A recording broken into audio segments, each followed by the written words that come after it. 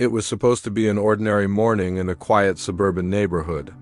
But when a group of so-called HOA enforcers showed up at Marcus's front door, claiming they had the power to evict him, things spiraled into chaos. These men weren't police, but they carried themselves like it. Badges, tactical vests, even radios buzzing with fake authority. And when Marcus refused to back down, the confrontation reached a breaking point. What they didn't know? Marcus wasn't just any homeowner. He had brothers who had served as Navy SEALs, and when they arrived, the entire neighborhood watched history unfold. So, how did a petty HOA dispute ignite a battle that exposed corruption, deception, and the courage of one man who refused to be silenced? Marcus Daniels had lived in the Oak Ridge Estates community for just 3 years. To him, it was the perfect place to raise his family. Quiet streets lined with oak trees, kids riding bikes without worry, and neighbors who waved as they passed by. He'd saved for years to buy this home, pouring his sweat and determination into providing something stable for his wife and 2 children. At first, the HOA seemed harmless enough. A few letters about trimming hedges, reminders about trash bins not being left out overnight, the usual suburban inconveniences. Marcus didn't mind. He believed rules had their place.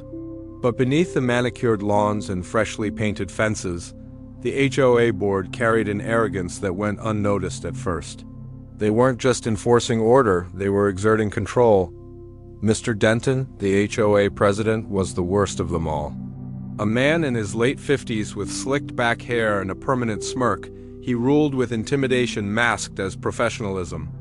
Marcus had seen him berate a single mother for planting flowers outside the approved color palette. He'd fined an elderly couple for installing a small ramp for their disabled grandson, claiming it violated community aesthetics.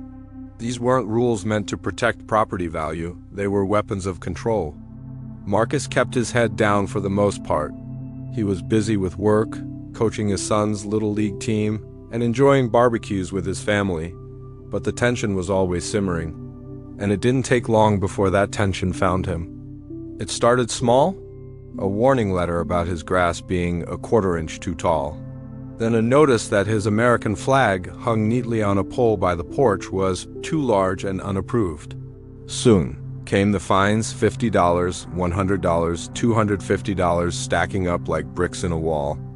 Marcus tried to reason with them, but the HOA board wasn't interested in discussion. They wanted compliance. And when Marcus pushed back, they turned up the heat. That was when things stopped being about rules and became personal. By the end of that year, Marcus had been hit with more fines than anyone else in the neighborhood combined. The HOA claimed he was delinquent and threatened liens on his property. For Marcus, who had fought to secure his home, it was infuriating. How could they take what he'd built with the stroke of a pen? He attended meetings, calmly presenting his case, but every time Denton silenced him. Other board members sat stone-faced, afraid to challenge their president. When Marcus left, he could feel the whispers, neighbors who wanted to support him but were too scared of retaliation. The harassment escalated. Strange cars began idling outside his house at night. Anonymous notes were slipped under his door, "Pay your dues or lose your home." He reported it, but the HOA denied involvement, painting Marcus as paranoid. Then came the breaking point. One Saturday morning, Marcus woke to loud banging on his door. Outside stood 2 men in black tactical vests, badges shining, radios crackling. They introduced themselves as Special Enforcement Officers of the Oak Ridge HOA Security Division. They told Marcus he had 24 hours to vacate his home due to non-compliance. Marcus knew something was off. Their badges didn't look official, their paperwork was sloppy, and no legitimate HOA had armed officers. These were imposters, hired muscle sent to scare him into submission. He refused to leave. The standoff grew tense, with neighbors peeking through blinds, whispering about what was happening. The fake officers stood firm, insisting they had the right to remove him. But Marcus wasn't alone. What those men didn't realize was that Marcus's brother James had just returned from overseas. A Navy SEAL with years of tactical experience, James recognized the bluff immediately. He called in a few trusted teammates, fellow SEALs who lived nearby, and within the hour, 6 men arrived at Marcus's house, quiet, controlled, trained. The dynamic shifted instantly. The imposters, once emboldened, suddenly looked unsure.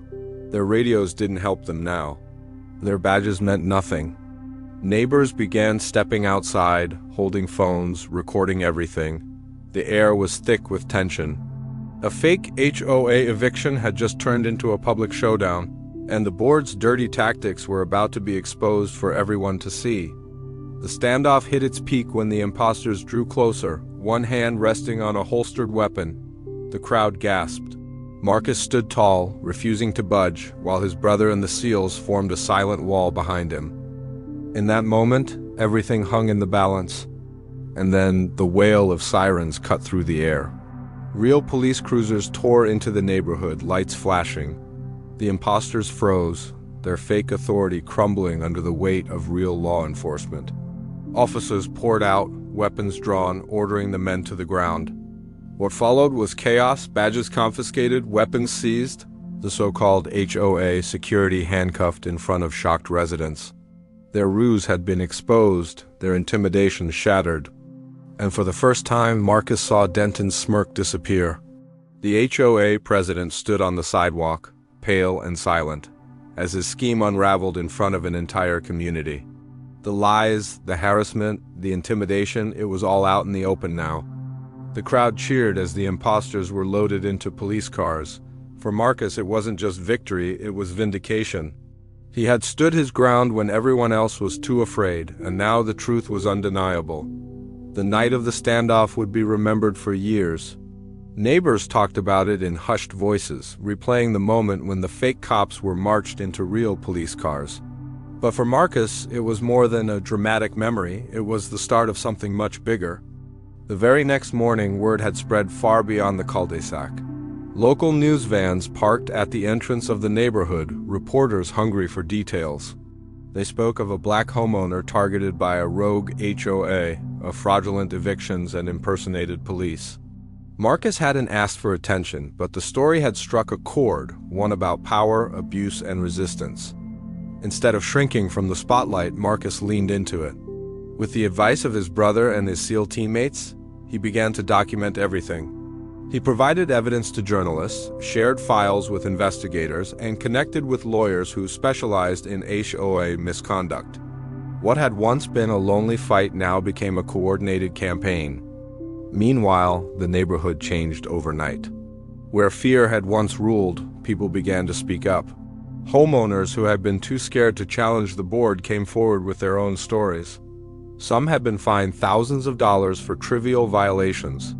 Others had endured harassment, threats of foreclosure, and even attempts to seize their homes. Marcus's victory was like a floodgate opening. The board, once feared, now found themselves surrounded by angry residents demanding answers. At meetings, voices were louder, questions sharper. The smug confidence of Mr. Denton began to crack. Then came the legal hammer. The men who had impersonated law enforcement faced criminal charges, impersonation, harassment, trespassing. But as investigations deepened, it became clear they weren't acting alone. Financial records revealed payments traced back to the HOA's discretionary fund. When this evidence hit the courtroom, the HOA's downfall was all but guaranteed. Civil suits piled up. Residents banded together, forming a class-action lawsuit against the very board meant to represent them. By the one-year anniversary of the standoff, the HOA board had been dismantled. New elections were held under strict supervision. Residents who had once cowered stepped forward to run, determined to rebuild their community on fairness and transparency. Marcus didn't seek office himself. He had fought his battle, and he wanted peace. But he mentored those who did, ensuring the mistakes of the past would not be repeated. The neighborhood transformed. Rules were rewritten with input from everyone. Enforcement became reasonable, aimed at safety rather than control. Trust returned. Block parties and cookouts replaced tension. And yet, the impact stretched further. Marcus's story gained national traction, sparking debates about unchecked HOA power. For the first time, lawmakers asked, who holds the HOA accountable? Marcus hadn't set out to be a symbol, but that's exactly what he became. His refusal to bend showed others they didn't have to either. Strangers across the country sent him messages saying his story gave them courage. Looking back, Marcus realized something powerful. The true victory wasn't in court or in headlines, but in knowing his family and neighbors would never again live in fear of an HOA's abuse. The HOA had tried to break him. Instead, they built something stronger than they ever imagined: unity. So here's the question: when power is abused by those meant to protect a community, what's the cost of staying silent? And more importantly, what would you do if it happened in your neighborhood?